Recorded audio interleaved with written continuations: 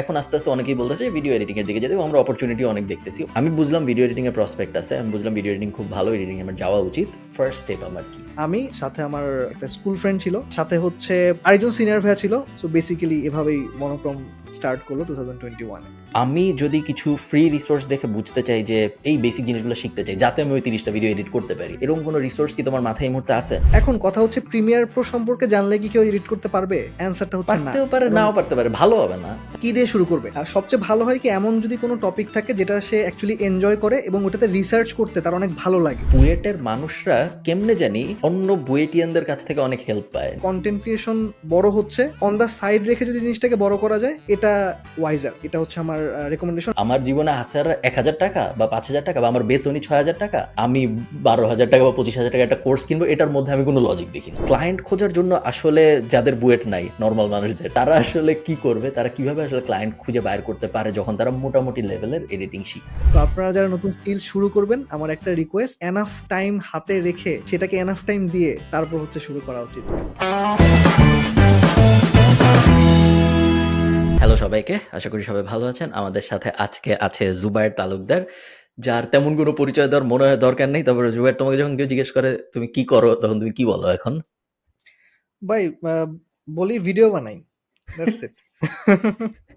হ্যাঁ, জুবায়ের তালুকদার ভিডিও বানায়, খুবই পপুলার ইউটিউবে, এবং শর্ট ফর্ম কন্টেন্ট আরো বেশি পপুলার। রিল টিল আমি শিওর আপনারা দেখছেন জুবায়ের রিসেন্ট সময়ে। কেমন যাচ্ছে জুবায়ের সবকিছু, বলো, জীবন কেমন যায়? এই তো ভাই আলহামদুলিল্লাহ বেশ ভালো। ঢাকায় তো ভালো মতো শীত পড়ছে, এটা অ্যাকচুয়ালি ভালো, কারণ আমরা ডিসেম্বর পর্যন্ত ওয়েট করছিলাম যে আসলে শীত পড়তেছে না কেন, নাকি এটাই হচ্ছে ঢাকার শীতের ম্যাক্সিমাম অবস্থা। বাট দেখলাম যে না, এই জানুয়ারির লাস্টের দিক থেকে বেশ ভালো পরিমাণ শীত পড়া শুরু করতেছে, মানে এখন যে অবস্থাতে আছে, এবং এটা এনজয় করতেছে ভাই, আমার ভালো লাগে শীতকালটা। নাইস। আপনি কেমন আমাকে, আছেন ভাই? আমার নরমাল, আমাদেরও ঠান্ডা। নতুন কিছু না। আমার ঠান্ডা আমার অত পছন্দ না। তার কারণ আমার মেইন সময় এখন যায় হইলো গার্ডেনিং টাইপ জিনিসপত্র করে। এবং আ যতদিন খুব বেশি মানুষের আগ্রহ থাকবে না এই বিষয়ে জানতে, যখন ফ্রস্ট পড়ে, ফ্রস্ট পড়া মানে হলো ঠিক বরফ পড়া না, বাট সারারাত বরফের একটা লেয়ার পড়া। কুয়াশা জমে, জমে একটা লেয়ার হয়ে যায়। লেয়ার হইলে গাছ মরে যায়। গাছের উপরে যদি বরফের লেয়ার পড়ে থাকে। সো যারাই গার্ডেনিং করে তাদের ফার্স্ট বছরের ১ম ফ্রস্ট কবে পড়ে এবং শেষ ফ্রস্ট কবে পড়ে এটা হিসাব রাখতে হয়। কারণ ওই সময় গাছ বাইরে থাকলে মরে যায়। তো এখন আমাদের খুব বাজে একটা ফেজ চলতেছে যেখানে প্রত্যেক রাতেই ফ্রস্ট হয়ে যায়। সো খুব বেশি গাছ এরকম নাই পৃথিবীতে যেগুলো তুমি খাও বা আমি খাই এবং যেগুলো ফ্রস্ট টলারেট করতে পারে। তো পেঁয়াজ, রসুন একটা এক্সাম্পল। আ কিছু ঠান্ডা টাইপ শাকসবজি আছে, লেটুস টেটুস, এগুলো কোনো রকম পারে টলারেট করতে, বাট বেশিরভাগ মেইন ক্রপ পারে না। So ধরো টমেটো লাগাইলে কখনো হবে না। সো একটু বাজে সময় মার্চ এপ্রিল থেকে আস্তে আস্তে ভালো হওয়া শুরু হয়। এগুলো সব ফার্স্ট ওয়ার্ল্ড প্রবলেমস, এগুলো না বলাই গেল। জুবাইর, তুমি, টেম্পার সরি বলো। ভাই টেম্পারেচার কত থাকে আপনাদের অন এভারেজ এখন? এখন আজকে মনে হয় ৩, ৪, ৫ এরকম চলতেছে। এমনিতে গত সপ্তাহে আরো কম ছিল। গত সপ্তাহে ১, ২ ছিল। আ আমি যখন ঢাকায় ছিলাম, যখন আমাদের ডিসেম্বরে দেখা হইছে, তখন আরো কম ছিল। এখন আস্তে, আস্তে ভালোর দিকে যাবে। এখন আস্তে, আস্তে ভালোর দিকে বলতে আরকি অনেকদিন ১০-১৫ এর মধ্যে ঘোরাঘুরি করবে। তারপর হয়তো সামার আসলে ১৮-২০ এরকম হবে। আয়ারল্যান্ডে অত বরফ পড়ে না। কিন্তু আবার আয়ারল্যান্ড কখনো গরমও হয়ে যায় এরকম না। ওই মাঝখানের আমাদের ফ্রিজের ভিতরে যেরকম থাকে নরমাল ফ্রিজে, আয়ারল্যান্ড বেশিরভাগ সময় ওরকম থাকে।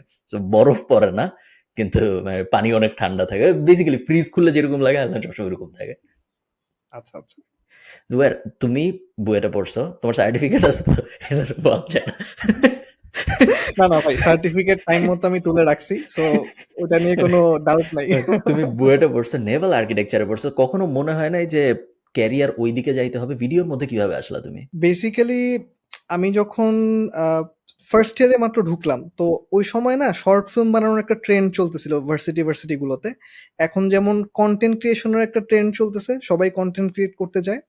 ওই সময়টাতে ব্যাক ইন 2015 শর্ট ফিল্ম বানানোর একটা ট্রেন্ড ছিল প্রতিটা ইউনিভার্সিটিতে। সো হুম। কোন ইউনিভার্সিটির স্টুডেন্টরা কতটা ক্রিয়েটিভ এটা প্রকাশ পেত হচ্ছে শর্ট ফিল্ম বানাইছে কিনা ওই স্পেসিফিক ডিপার্টমেন্ট স্টুডেন্টগুলা, এরকম ছিল। তো আমরা যখন ফার্স্ট ইয়ারে পড়ি 2015-এ, তখন সবাই চিন্তা করলাম যে ঠিক আছে আমরাও একটা শর্ট ফিল্ম বানাবো। এখন সমস্যা যেটা হইছে যে আসলে কেউই ভিডিও করতে পারি না, কেউই এডিটিং করতে পারি না, কারো কোনো আইডিয়া নাই, কিন্তু সবার ইচ্ছা আছে একটা শর্ট ফিল্ম বানাবো। তো ওই সময়টাতে অ্যাকচুয়ালি যেটা হয়েছিল মানে থাকে না যে আমরা যদি কোথাও চান্স পাই, একটা আবদার থাকে কিন্তু বাবা আমার কাছে, আমি চান্স পেলে এটা দিতে হবে, ওইটা দিতে হুম, হবে। তো ওরকম করে অ্যাডমিশনের আগে আব্বু আম্মুকে আমি বলেছিলাম, যদি আমি চান্স পাই বুয়েটে আমাকে কিন্তু একটা ডিএসএলআর কিনে দিতে হবে। আর তখন ডিএসএলআর অনেক হাইপ, মানে ডিএসএলআর মানেই হচ্ছে আপনি অনেক কুল এবং হচ্ছে একদম কি বলবো, তখন হচ্ছে ট্রেন্ডিং এর একদম নাম্বার ওয়ানে চলে যাবেন ডিএসএলআর যদি আপনার হাতে থাকে, ব্যাপারটা এরকম ছিল। সো আমিও হচ্ছে যেহেতু বয়সও কম, ছোট মানুষ, আমি বললাম যে আব্বু আম্মু আমি যদি ভালো কোথাও চান্স পাই আমাকে কিন্তু একটা ডিএসএলআর কিনে দিতে হবে। আব্বু আম্মু বলছে, ঠিক আছে আগে চান্স পাও তারপর দেখা যাবে। সো অ্যাডমিশন টাইমটাতে অ্যাকচুয়ালি যেটা হলো, আমি হচ্ছে শেষের দিকে না অনেক ভয় পেয়ে গেছিলাম যে আসলে আব্বু আম্মু বলতেছিল যে হচ্ছে কোথাও যদি চান্স না পাও তোমাকে কিন্তু আমরা প্রাইভেটে পড়াইতে পারবো না, পড়াবো না, হ্যান ত্যান এইসব। তো ওই সময়টাতে না ওই কেন জানি একটু ভয় ঢুকে গেছিল। তো লাস্ট 3 মান্থস অনেক ভালো মতো পড়ে টোড়ে, প্লাস আমার যে একটা টিচার ছিল আহ, সে অনেক হেল্প করেছে। সো ভাগ্যক্রমে বুয়েটে আমার হয়ে যায়। তখন আব্বু আম্মুকে বললাম যে আমার তো বুয়েটে হয়ে গেছে, এখন আমাকে ক্যামেরা কিনে নিতে হবে। একদম সেদিনই আব্বু আম্মুকে নিয়ে ক্যামেরা কিনতে চলে যাই, একদম মানে রেজাল্ট পাওয়ার সাথে সাথে। সো খুব বেসিক একটা ডিএসএলআর কিনি। কিনে ২ মাস খুব হাঙ্কি পাঙ্কি ছবি তুলতেছি, ফুলের ছবি তুলতেছি, ফলের ছবি তুলতেছি, গাড়ির ছবি তুলতেছি, যেটা দেখতেছি সেটার ছবি তুলতেছি। ঠিক ২ মাস পরে ওই আগ্রহটাও চলে গেল, ক্যামেরাটা হুম, পড়ে থাকলো আমার ওয়ার্ড্রোবের মধ্যে। ব্যাপারটা এরকম ছিল। তো পড়েই ছিল। তো যখন হচ্ছে ওরা শর্ট ফিল্ম বানানোর প্ল্যান করতেছে তখন চিন্তা করা হচ্ছে যে আসলে শ্যুটটা কে করবে, মানে কেউ তো আসলে জানে না শ্যুট কিভাবে করতে হয়। হুম। আমি বললাম কি, আচ্ছা আমার ক্যামেরা আছে, আমি এটা ট্রাই করি। মানে যেহেতু ক্যামেরাটা পড়েই আছে এবং মানে আব্বু আম্মু মাঝে মাঝে জিজ্ঞেস করে খুব তো ইয়া করে ক্যামেরা কিনাইছো, এখন ক্যামেরা কোথায়? সো জাস্ট ওই জিনিসটা থেকে পার পাওয়ার জন্য আমি যেটা করলাম যে বললাম যে ঠিক আছে আমি শুটটা করব। শুটের প্যারাটা যখন হয়ে গেল কমপ্লিট, এখন ওরা চিন্তা করতেছে কি যে ভিডিওটা তাহলে এডিট কে করবে, কারণ এডিটিং এর কেউই কিছু জানে না। হুম, সো আমি যেটা চিন্তা করলাম যে ঠিক আছে একটা কাজ করি, আমার তো একটা পিসিও আছে, খুবই পটেটো একটা পিসি ছিল, কোর i3 কোনো মতো রান করতো আর কি। এবং ওখানে হচ্ছে আমার না একটা ভিডিও এডিটিং সফটওয়্যার ইনস্টল করা ছিল, খুবই বেসিক একটা সফটওয়্যার, জাস্ট কম্পাইল করে কিছু একটা বানানো যায় এরকম। তো আমি যেটা করলাম, আমি বললাম যে ঠিক আছে এডিটটাও আমি করব। আমার প্ল্যানটা ছিল কি যে এডিটিং পারি না ঠিক আছে, বাট টিউটোরিয়াল দেখে তো শিখে নেওয়াই যায়। তো এই হুম, জিনিসটা আমার প্র্যাকটিস হয়েছিল হচ্ছে অ্যাডমিশন টাইমে, যখন হচ্ছে কিছুতে আটকে যেতাম ম্যাথ ট্যাথ, ডাইরেক্ট হচ্ছে ইউটিউবে চলে আসতাম। কোনো না কোনো ইন্ডিয়ান টিউটর থাকেই, সে হচ্ছে একটা হুম। সলিউশন দিয়ে বসে থাকে। তো ওইটা না একটা ভালো একটা প্র্যাকটিস করে দিছিল যে টিউটোরিয়াল দেখে যে কোনো কিছু শেখা যায়। তো হ্যাঁ। ওইটার ধারাবাহিকতায় অ্যাকচুয়ালি যেটা করলাম, এডিটিংটা হচ্ছে আমি টিউটোরিয়াল দেখে শেখা শুরু করলাম অল্প অল্প। আর শর্ট ফিল্ম যখন শুটিং হচ্ছে তখন হচ্ছে কিভাবে ক্যামেরা অপারেট করতে হয়, অ্যাপারচার কি, এফপিএস কি, শাটার স্পিড কি, আইএসও কি, এগুলো হচ্ছে অনলাইনে দেখে দেখে শিখে ফেললাম। এই তো ওখান থেকেই শুরু, ওই শর্ট ফিল্মটা দিয়ে শুরু, ওটা করে বেশ মজা পেলাম। এরপরে হচ্ছে আমার কাছে সবসময় একটা ক্যামেরা থাকতো। আমাদের ক্যাম্পাসে যাই হতো, ফেস্টিভ্যাল, রং ছোড়াছুড়ি, তারপর হচ্ছে কনসার্ট, আমি সবসময় হচ্ছে ক্যামেরা নিয়ে হাজির। এবং একটা অভ্যাস হয়ে গেল যে ঠিক আছে যাই হয় আমি হচ্ছে ছোট্ট একটা কন্টেন্ট বানিয়ে হচ্ছে আপলোড করতে থাকি। ওই যে ব্যাপারটা শুরু হলো, করতে করতে করতে করতে আমি যখন ফোর্থ ইয়ারে আছি তখন দেখলাম কি আমার হাতে এত বেশি কাজ আছে, আমার কোনো টিউশনি করা লাগতেছে না। অ্যান্ড আমি যদি কোনো একটা জব না করে জাস্ট এটাই করি, আমার ওটা থেকে বেশি আর্নিং চলে আসে। সো যখন দেখলাম করতেও ভালো লাগতেছে, ভালো আর্নিংও আসতেছে, তখন চিন্তা করলাম যে ঠিক আছে আমি এটা ট্রাই করি। সো কখনো জব টব ট্রাই করা হয় নাই, এটাতেই যে শুরু করলাম। আর এখন তো হচ্ছে করতে করতে আপনার সাথে এখন সেই গল্পটাই করতেছি। এই তো তো ভাই, ইন ব্রিফ আর কি আমার জার্নিটা এরকম ছিল তুমি আর কি। সো আর আপনারা যারা বাই এনি চান্স জুবাইরকে চিনেন না, আমরা শুরুতে এমনি জোক করতেছিলাম, বাট বাই এনি চান্স কেউ যদি আসলে না চিনে থাকে, ওর খুব বড় সোশ্যাল মিডিয়া ইউটিউবে 4 লাখ সাবস্ক্রাইবার হয়ে গেল কয়েকদিন আগে, 5 লাখের দিকে মনে হয় চলে যাচ্ছে তুমি। তো বেশ বেশ বিগ ডিল। ওই আমাদের ইন্ডাস্ট্রির বাইরে ভিডিও টিডিও ইন্ডাস্ট্রিতে খুবই বড় ডিল। জুবাইর যে এত কষ্ট করে আমাদের এত সময় দিয়েছে আমাদের ধরার জন্য। তো না না এই ভাই, কি যে বলে। এই এই যে তুমি সো ভিডিও করতেছো, র্যান্ডম একটা ডিএসএলআর কিনছো, একটা র্যান্ডম ভিডিও এডিটিং সফটওয়্যার আছে, বাজে একটা কম্পিউটার আছে, মোটামুটি ভিডিও এডিটিং বেসিক জিনিসপত্র হচ্ছে, আপলোড দিচ্ছ। এই আপলোড গুলো কই দেওয়া হইতো? তো তখন কি তুমি অলরেডি নিজের চ্যানেল ট্যানেল খুলে ফেলছো? তখন হচ্ছে আমার প্রোফাইলের মধ্যে দিতাম ভাই, কারণ হচ্ছে ফেসবুক মানে প্রোফাইলে? ফেসবুক প্রোফাইলে, হ্যাঁ, কারণ হচ্ছে এটাই ছিল অনলি প্ল্যাটফর্ম যেখানে হচ্ছে আসলে দেওয়া যায়। আর আমার একটা ইউটিউব চ্যানেল আমি খুলে রাখছিলাম, এটা খুলছিলাম 2016 সালে। সো ইউটিউব চ্যানেল খোলার মেইন রিজনটা ছিল কি, ফেসবুকে যখন ভিডিওগুলো দিতাম সব কিছু হুম, স্ক্যাটার্ড হয়ে থাকতো, গুছানো হুম, ছিল না কোথাও। সো আমার আইডিয়াটা ছিল কি যে অনেকে মাঝে মাঝে হচ্ছে মানে অনেককে আমি ভিডিও দেখাতে মানে চাইতাম যে এই ভিডিওটা আমি হুম, করেছি। সো ইউটিউবের প্ল্যানটা ছিল আমার ভিডিওগুলো যেন একটা লিঙ্কেই জাস্ট দেখানো যায় মানুষকে, এই ভিডিওগুলো আমি করতাম। সো ইউটিউবে হচ্ছে জাস্ট আমার ফেসবুকে যেগুলো দিতাম জাস্ট সেভ করে রাখার জন্য দেওয়া আর কি। সো বাট ওই যে কন্টেন্ট বানাবো বা রেগুলার বেসিসে হুম। ভিডিও বানাবো এরকম কোনো আইডিয়াও ছিল না, কোনো ইচ্ছাও ছিল না। সো এই তো। বুঝছি। আর কখন এই যে তুমি যে বললা যে লাস্টে আসতে বুয়েটের ফার্স্ট ইয়ারে আমি ক্যামেরা কিনে ভিডিও রেকর্ড করা আর এডিট করা শুরু করছি, ওগুলো ফেসবুকে আপলোড দিচ্ছি, মাঝে মধ্যে ইউটিউবে আপলোড দিচ্ছি। লাস্ট ইয়ারে এসে আমি দেখলাম যে আমার এখন এত কাজ যে আমার টিউশনিও করা লাগতেছে না। অন্য কোনো নেভাল আর্কিটেকচার তো মনে হয় বেশ, মানে নাম শুনে মনে হয় বেশ জটিল একটা সাবজেক্ট, তাই না? তো এই সাবজেক্টে পড়ে মানুষজন তো ভিডিও এডিটর হয় না, এটা তো আমরা বুঝি। হ্যাঁ, এই ডেফিনেটলি না। হয় না। সো এই 4th ইয়ারে আসতে আমার মনে হলো যে এখন আমার এত কাজ আসতেছে যে আমার এই ক্যারিয়ারেও যাইতে হবে না, টিউশনিও করাইতে হবে না, অন্য কোনো কিছু করাইতে হবে না। এত কাজ কিভাবে আসা শুরু হইলো? আচ্ছা, বেসিক্যালি যে জিনিসটা ছিল, আমি যখন থার্ড ইয়ারে ছিলাম বা সেকেন্ড ইয়ারের লাস্টের দিকে, আমাদের বুয়েটের একজন সিনিয়র ছিলেন, উনার একটা ডিজিটাল এজেন্সি ছিল। সো হুম, বেসিক্যালি উনার ক্ষেত্রে ব্যাপারটা যেটা হয়েছিল, উনি হচ্ছে বুয়েট শেষ করার আগেই হুম, ডিজিটাল এজেন্সি নিয়ে কাজ করা শুরু করতো, এবং বাই দ্য টাইম উনি শেষ করে ফেলেছেন, খুব মানে ভালো পরিমাণ উনার এজেন্সির কাজ টাজ ছিল। উনি হুম, আমাকে একদিন বলল যে, আমার তো মাঝে মাঝে টুকিটাকি ভিডিওর কাজ টাজ থাকে, তুমি কি একবার ট্রাই করে দেখবা কিনা? সো তখন হচ্ছে মানে আমার জন্য তো ব্যাপারটা একদম খুবই সোনার হরিণ পাওয়ার মতো, যে হুম, যে কাজটা করি হচ্ছে শখের বশে, সেটার জন্য এখন আমাকে টাকা অফার করতেছে। হুম। সো আমি বললাম যে ঠিক আছে ভাই, সমস্যা নাই, আমি ট্রাই করে দেখি। তো আমরা হচ্ছে একটা রেস্টুরেন্টের ভিডিও করলাম সবার আগে। আমি আপনি চিনবেন হয়তো, উড হাউস গ্রিলের নাম কি শুনেছেন ফারহান ভাই? শুনছি মনে হয় গুলশানে? মানে ঢাকার, হ্যাঁ, ঢাকার মধ্যে মানে স্টেক হাউসের মধ্যে ফেমাস আরকি। মানে ওরাই ১ম এ বুঝতে আরকি পারছি। ব্যাপারটা আই ইন্ট্রোডিউস থিংক আমি করেছিল চিনি। আরকি। ওর মালিকের নাম কি মুমু, নওশীন হক? আচ্ছা, আমরা ডিটেইলে না যাই। সম্ভবত মালিক বা মালিকের বউ দুজনের কেউ একজন আমার ক্লাসমেট। ও আচ্ছা, আচ্ছা। তো আ বেসিক্যালি যেটা হলো, ওদের সাথে হচ্ছে মানে উনার ক্লায়েন্ট ছিল হচ্ছে ওই বুয়েটার ভাইয়ের যে ওকে। এজেন্সি সেটা। সো ওখানে হচ্ছে একটা ভিডিও করলাম আরকি। আমার হচ্ছে তখন তো হচ্ছে গিয়ার-টিয়ার তেমন ছিল না। ওই যে আমার একটা হুম, ক্যামেরা ছিল আর একটা অ্যাকশন ক্যাম ছিল। ছোট্ট একটা ক্যামেরা, অ্যাকশন ক্যাম। তো ওটা দিয়ে হচ্ছে একটা ভিডিও করলাম। যতটুকু আমার কাছে মনে হয়েছে যে করা। কারণ তখন তো কিছুই জানতাম না। একদম বেসিক নলেজ দিয়ে যতটুকু পারতাম করলাম। এবং মানে ওটার জন্য হচ্ছে ফার্স্ট এ পেমেন্ট নিয়েছিলাম আমি ৳২,০০০। মানে একটা ভিডিও শুট এ করে। কি করছিলা বলো তো? সো তুমি উড হাউস গ্রিলে গেলা, এটা একটা রেস্টুরেন্ট। তুমি একটা অ্যাকশন ক্যামেরা নিয়ে গেলা, একটা নরমাল ক্যামেরা নিয়ে গেলা। তারপর কি করলা? মানে খাবারের ভিডিও করলা এরকম?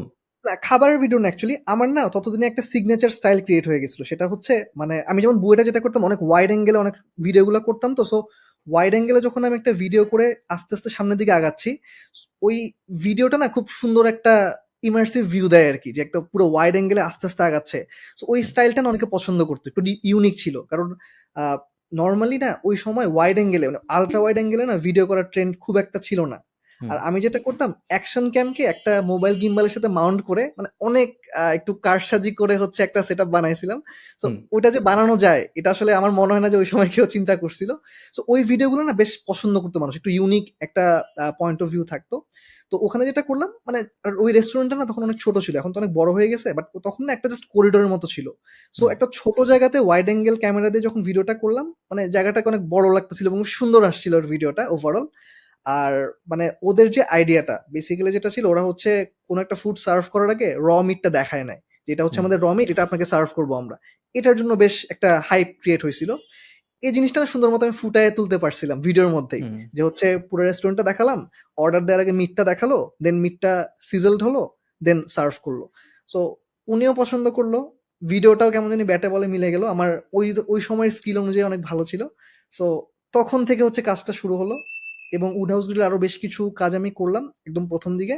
এরপর হচ্ছে ওই যে ওই বুয়েটের যে সিনিয়র ভাই আছে, উনি আমাকে ওয়ান বাই ওয়ান হচ্ছে আস্তে আরো বেশি মানে তখন মেইনলি ক্লায়েন্ট ছিল হচ্ছে রেস্টুরেন্ট গুলো। হুম, এরকম করে আরো কাজ আনা শুরু করলো। ওখান থেকে মেইনলি প্রফেশনালি কাজ করা শুরু। ওইটার ১ বছর পরে ওই কাজগুলো দেখে বাইরের এজেন্সি গুলোর মানুষজন হচ্ছে নক দেয়া শুরু করলো। যে আমার তো এরকম একটা ক্লায়েন্ট আছে, আপনি কি পারবেন কিনা? সো আর আমার ক্ষেত্রে সুবিধাটা ছিল কি, অল ইন ওয়ান প্যাকেজ, যে আমি ভিডিও করব, আমি হ্যাঁ, এডিট করব। সো ওদের হুম। আসলে ওই প্যারাটা নাই যে হচ্ছে ওকে ভিডিও করাবো ওকে দিয়ে, এডিট করাবো আরেকজনকে দিয়ে। সো আমাকে সে হচ্ছে পুরো ব্রিফটা দিয়ে দিত। আমি ওটার মতো করে হচ্ছে ভিডিওটা কমপ্লিট করে দিয়ে দিতাম। সো এই তো এভাবে আরকি আস্তে কাজগুলো আরকি ওয়ান বাই ওয়ান বাড়া শুরু করেছে। এইটা কি একটা রেয়ার কম্বো যে যিনি ভিডিও করবেন তিনি এডিট করবেন? এটা কি জেনারেলি হয় না মার্কেটে? সিস্টেমটা কি আ আসলে? একটু রেয়ার। কারণ নরমালি রেয়ার। হচ্ছে দেখা যায় কি যে ক্যামেরা নিয়ে কাজ করে, ও ক্যামেরাতেই স্পেশালাইজড হয়। হুম, ইনফ্যাক্ট অ্যাকচুয়াল ভিডিও প্রোডাকশনে, দ্যাট মিনস টিভিসি, ওভিসি এসব প্রোডাকশনে তো এটা আরো স্ট্রিক্ট। যে হুম, সিনেমাটোগ্রাফি করবে ও এডিটিং এর ধারের কাছেও আসে না, বা ওর দরকার নাই আসলে এডিটিং শেখা। আবার যে এডিটিং করবে ওর ক্যামেরা হাতে নেওয়ার দরকার নাই। হুম, সো এই হাইব্রিড মডেলটা অ্যাকচুয়ালি শুরু হয়েছে খুব রিসেন্ট টাইমসে, ওই 15, 16, 17 ওই টাইমের মধ্যে। এখন অনেকে আছে, এখন হচ্ছে অনেকেই এটা অ্যাডাপ্ট করে, বাট ওই সময়টাতে এটা একটু রেয়ার ছিল। ব্যাপারটা ছিল হুম, এরকম, কেউ যদি শুটিং করে তাহলে সে ওই ওই ব্যাপারটাতে এক্সপার্ট, এডিটিং পারে না। কেউ এডিটিং করলে শুটিং আবার খুব একটা এক্সপার্ট না। হুম। আমার ক্ষেত্রে যেটা হয়েছিল, দুইটাই আমি মানে দুইটার একটা ব্যালেন্স ছিল আর কি। So all in one solution বলা যায় আর কি। বুঝতে পারছি। সো এই ১ম ৳২,০০০ দিল ওই wood wood wood house grill. Wood house গ্রিলের কাজ বা ওই মানে রেস্টুরেন্টের কাজ বেসিক্যালি থেকে হ্যাঁ, টাকাটা দিয়েছে এজেন্সি, বাট হ্যাঁ, হ্যাঁ, উডাস তো গ্রিলের কাজ এক ছিল এক আর হাত কি। এক হাত হয়ে আসছে। উনারা উনাদের পার্টটা রেখে তারপর তোমাকে দিয়েছে। একটা সাব কন্ট্রাক্টর টাইপ ডিল। এই ডিল হইল। তারপরে আস্তে, আস্তে এরকম অনেকগুলা কাজ করা হলো। তারপর ইন্টারন্যাশনাল মানুষজনের সাথে কাজ করা হলো। আরো অনেকে এই পোর্টফোলিও দেখে তোমাকে খুঁজে বের করে কাজে দেওয়া শুরু করলো। আ তখনও তো তুমি বুয়েটে পড়তেছো, তাই না? 2nd, 3rd ইয়ার চলতেছে এরকম সময়। ওকে। Third year. সো 3rd ইয়ার চলতেছে। পড়াশোনা নরমালি চলতেছে। কোনো একটার কারণে আরেকটায় কোনো ঝামেলা হয় নাই।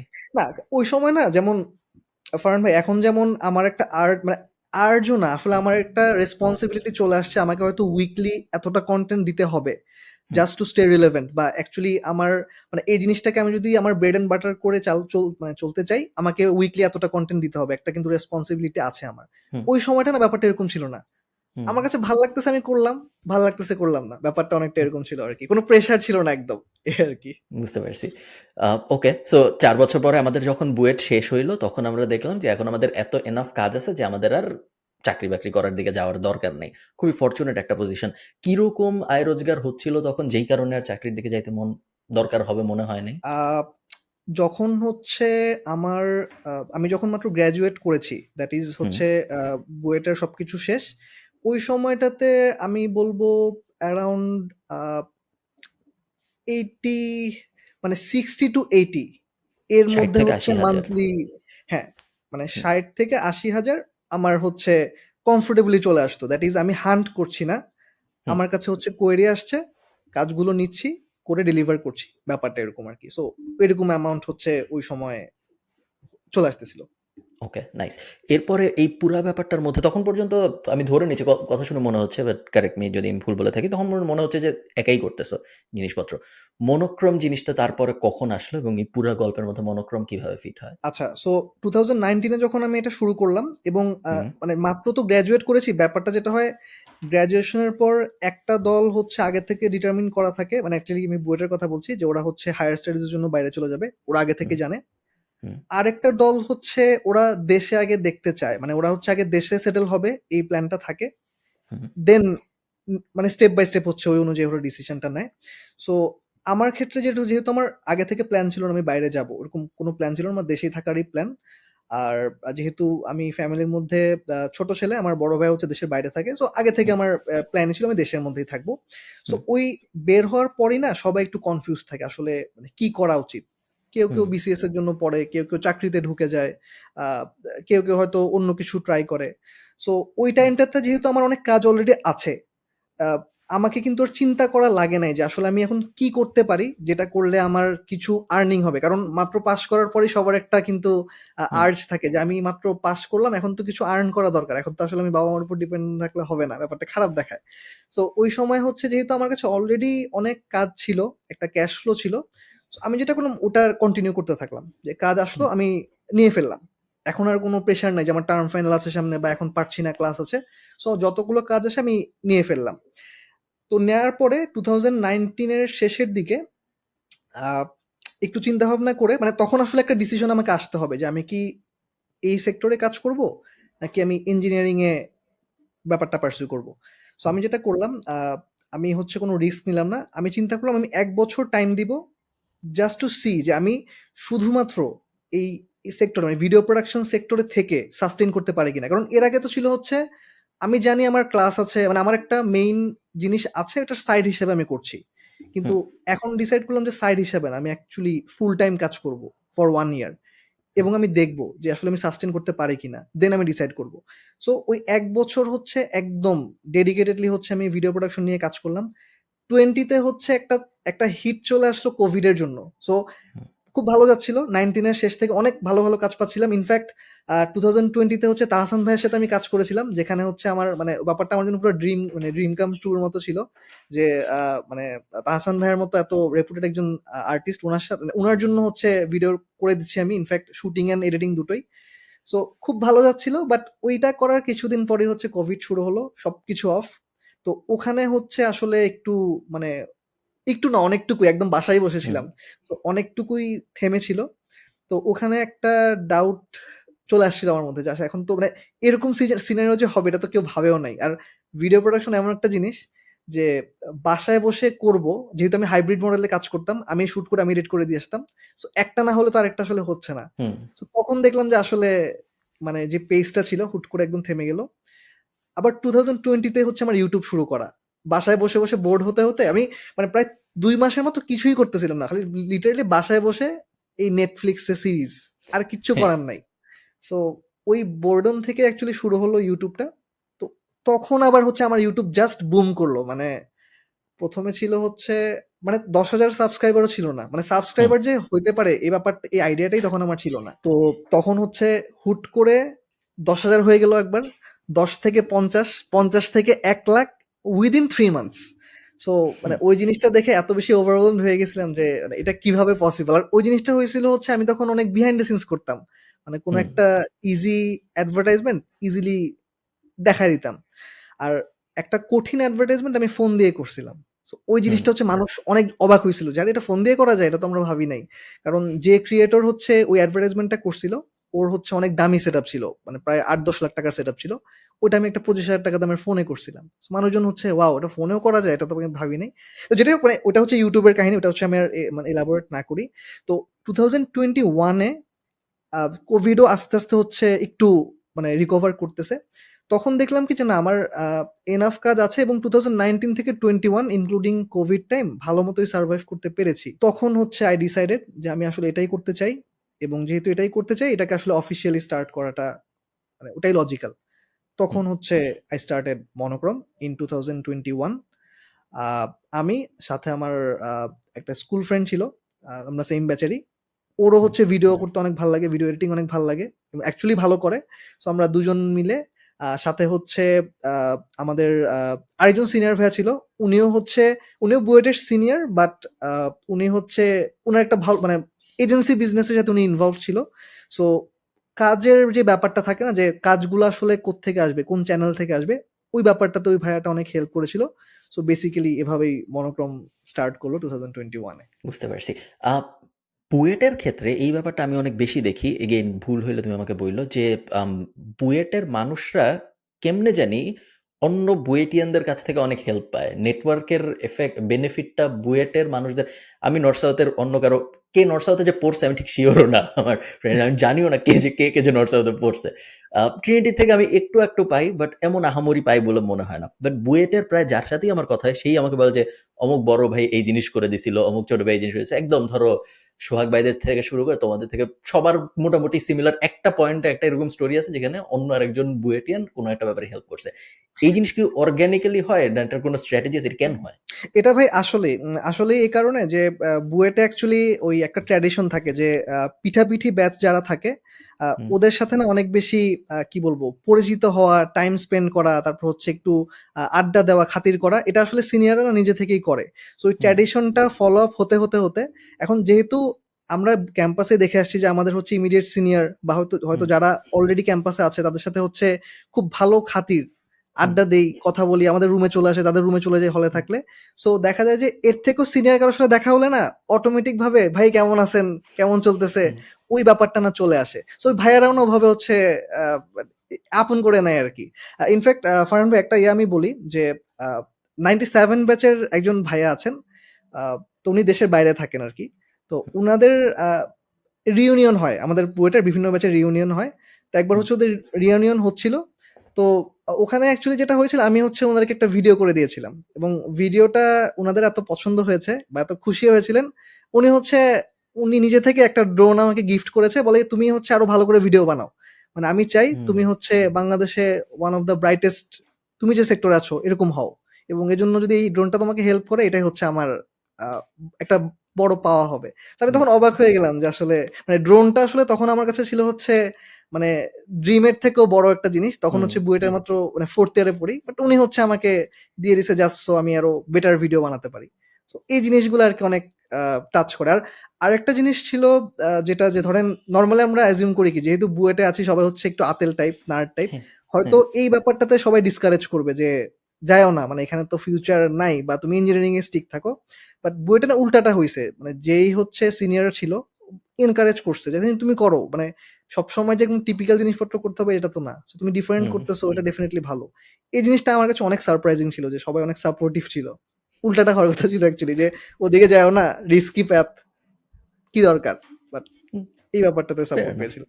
মনোক্রম যখন শুরু করলা তুমি তোমার স্কুল ফ্রেন্ড আর বড় ভাই, মনোক্রমের ক্লায়েন্টও কি ওই একইভাবে আসতেছিল যে যারা এতদিন জুবায়ের তালুকদারের ক্লায়েন্ট হইতো এখন ওরা আর জুবায়ের তালুকদারের ক্লায়েন্ট না হয়ে মনোক্রমের ক্লায়েন্ট হয়? ব্যাপারটা কি এরকম আ নাকি নিজেরা কোনো মার্কেটিং করা হইছে ক্লায়েন্ট পাওয়ার জন্য? এটা হচ্ছে আ একটা চ্যানেল ছিল যেখানে হচ্ছে আমার আগের যে ক্লায়েন্টরা ছিল তারা হচ্ছে আসতেছিল এবং আরেকটা চ্যানেল ছিল হচ্ছে আমরা বিভিন্ন এজেন্সিতে পিচ করে প্লাস ওই যে বুয়েটিয়ান সিনিয়র ভাইয়াটা ছিল আ উনার থ্রুতে বিভিন্ন হুম, লিঙ্ক কালেক্ট করে আমরা হচ্ছে পিচ করে আসতাম।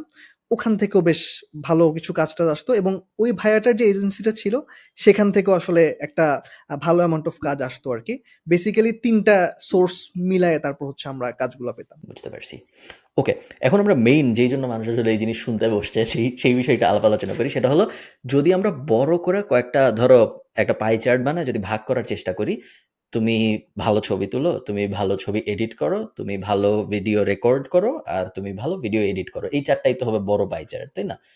উপরে নিচে আমরা অনেক কিছু আরো বসাইতে পারি। আরো অনেক জিনিসটা এত সরল না। ধরো স্টোরি বানানো অনেক কিছুই থাকতে পারে উপরে নিচে। বাট বড় মানে আমি যদি ভাবি যে আমি জুবায়ের তালুকদারের মতো সফল হইতে চাই, তাইলে এই ৪ টার কোনো একটাই তো আমার যাইতে চেষ্টা করা উচিত, তাই না? নাকি এর বাইরে আরো কিছু আছে? না, প্রিটি মাচ এগুলাই ভাই। ওকে। সো এই ৪ টা যদি হয় এবং আমি যদি এমন কেউ হই যার আমি মনে করো এমন একজন আমি আমার রিয়াল এক্সাম্পল দিই। সো আমি ক্যামেরা বুঝি না। আমি কি কোনোদিন ডিএসএলআর ধরছি? ধরছি। আমি কি ডিএসএলআর এ একটা YouTube ভিডিও দেখে ওই যে আইএসও সেট করতে পারবো? হয়তো পারবো। বাট আমি বুঝি না।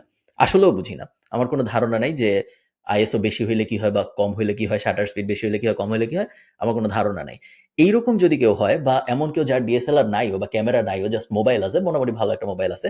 সে যদি এই ৪ টা ফিল্ডের কোনো একটায় যেতে চায় উইথ দ্য গোল হইলো আমি যত তাড়াতাড়ি আয় রোজগার শুরু করতে পারি, যত তাড়াতাড়ি আমার ১ম মাসে ৳১,০০,০০০ আয় করতে হবে এরকম না।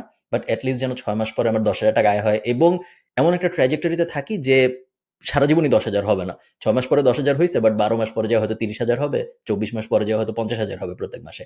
এই যদি হয় আমার গোল এবং আমি যদি এখন কিছুই না জানি তাহলে এই ৪ টার মধ্যে কোনটার দিকে আসলে আমার যাওয়ার চেষ্টা করা উচিত? উম ভিডিও এডিটিং ওকে, কেন? ডেফিনিটলি।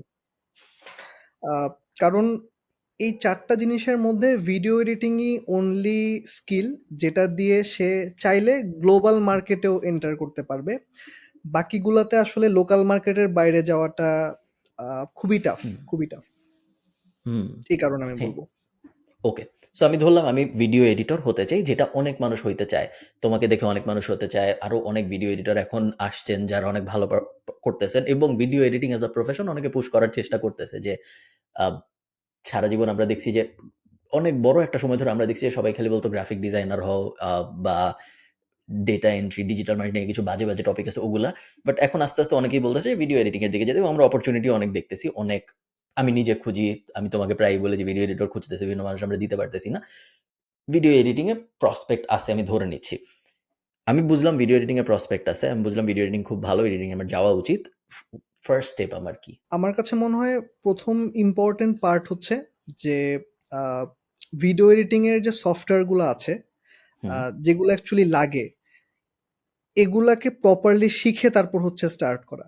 আ যে টেনডেন্সিটা অনেকের আছে যে একটা সফটওয়্যার শিখে বা হুম, সফটওয়্যার হয়তো মেবি 50% টু 60% শেখার পরেই সে আ অ্যাকচুয়ালি জব হান্ট করা শুরু করে দেয় বা কাজ করা শুরু করে দেয়।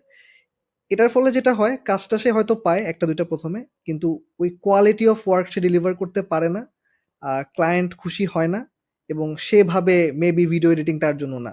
বাট হুম, মেইন প্রবলেমটা হচ্ছে সে আসলে প্রপারলি জিনিসটাকে শিখে তারপর নামে নেয়। তো আমার মতে শুরুর স্টেপটা হওয়া উচিত ভিডিও এডিটিং সফটওয়্যারগুলোকে শেখা, অ্যাটলিস্ট যেগুলা একদম মাস্ট লাগবে, এবং একটু রেগুলার প্র্যাকটিস করা আর কি, কারণ প্র্যাকটিস ছাড়া ভিডিও এডিটিং আসলে মাস্টার করা পসিবল না। এই তো। ভিডিও এডিটিং সফটওয়্যার বলতে এগেইন আমি ওই যে ওই মানুষের পার্সপেক্টিভ থেকে বলতেছি যার কোনো ধারণা নেই। আমি অ্যাডোবি প্রিমিয়ার প্রোর কথা শুনছি, আর কোনো কিছুর কথা মনে করো আমি জানি না। সো ভিডিও এডিটিং সফটওয়্যার শেখা যখন তুমি বলতেছো, আসলে আমি কি করবো? আমি ধরো এখন গুগলে যাব, যা সফটওয়্যার ডাউনলোড করবো, আমার কম্পিউটার সফটওয়্যারও নাই, কি ডাউনলোড করবো আসলে আমি? ফার্স্ট স্টেপ হওয়া উচিত হচ্ছে সে ভিডিও এডিটিং সফটওয়্যার বা অ্যাপ বলতে যা চিনে সেটা দিয়ে শুরু করা। একদম কমন বলতে এখন সবাই ক্যাপকাটের নাম জানি, এবং ক্যাপকাট হুম, জাস্ট একটা ক্লিকের মানে জাস্ট একটা ক্লিক করলেই ডাউনলোড হয়ে যায়, ব্যাপারটা এরকম। হুম, ফ্রি সফটওয়্যার ফোনেও আছে, পিসিতেও আছে। সো ধরে নিলাম সে ক্যাপকাটটা হচ্ছে কমনলি জানে, সেটা ডাউনলোড করে তার উচিত 5 থেকে 10টা ভিডিও বানানো। মানে তার যদি ওই চিন্তাটা হয় যে সে এডিটর হইতে চায়, তার উচিত ক্যাপকাটটা ডাউনলোড করে 10টা ভিডিও এডিট করে দেখা, যাই পারে সে, হুম, এবং সেখান থেকে একটা আন্ডারস্ট্যান্ডিং এ আসা এই জিনিসটা কি আসলেও তার ভালো লাগতেছে কিনা। এই যে ক্লিপগুলোকে পাশাপাশি বসায় একটা মিউজিক অ্যাড করে, একটু ট্রানজিশন অ্যাড করে, একটু টেক্সট অ্যাড করে, এই যে প্রসেসটা, এটা কি হুম, সে এনজয় করতেছে কিনা। এনজয় করা থেকে সবচেয়ে বড় কথা কি, এটা করে কি তার মনে হচ্ছে কিনা যে সে সামনে আরো করতে চায়, আরো এক্সপ্লোর করতে চায়। হুম, যদি ওটা হয়, তার উচিত হবে অন্তত 20 থেকে 30টা ভিডিও। নর্মালি এখানে আসলে একদম প্রোডাক্ট ভিডিও এডিট করতে হবে, মিউজিক ভিডিও এডিট করতে হবে সেটা না। সে হয়তো কোনো একটা জায়গায় বেড়াতে গেল, মোবাইল ফোনে ভিডিও নিয়েছিল, ওগুলাকে ইম্পোর্ট করে সে দেখলো যে কতটুকু কি হয়। সো এরকম করে সে যখন 20 থেকে 25টা ভিডিও এডিট করবে নিজে নিজে, কোনো মোটিভ ছাড়া, তখন তার মধ্যে না একটা আইডিয়া ক্রিয়েট হবে। আচ্ছা ঠিক আছে, এডিটিং প্রসেসটা এটা, এটাকে হুম, কাট করা বলে, এটাকে স্প্লিট করা বলে, এটাকে ট্রানজিশন বলে। আমি হচ্ছে এই জিনিস অ্যাপ্লাই করতে পারি, মিউজিক বাড়াতে কমাতে পারি। যখন ওই বেসিক আন্ডারস্ট্যান্ডিংটা তার চলে আসবে, এর পরের জিনিসটা না প্রত্যেকটা সফটওয়্যারের মোরলেস সেম। হয়তো ক্যাপকাটে ইন্টারফেসটা একটু ইউজার ফ্রেন্ডলি, প্রিমিয়ার প্রোতে হয়তো একটু ডেলিকেট, বাট কাজগুলো না প্রিটি মাচ সিমিলারই। আমি বলবো যেটা তার কাছে কনভিনিয়েন্ট মনে হয় ওটা দিয়ে শুরু করা উচিত, অ্যান্ড এটা ফিগার আউট করা উচিত অ্যাকচুয়ালি কি সে কন্টিনিউ করতে চায় কিনা এই প্রসেসটাতে। হুম। যদি হয়, দেন ক্যাপকাটের পরেই তার চলে যাওয়া উচিত অ্যাডোবে প্রিমিয়ার প্রোতে। নো ব্রেইনার। এই তো। ওকে।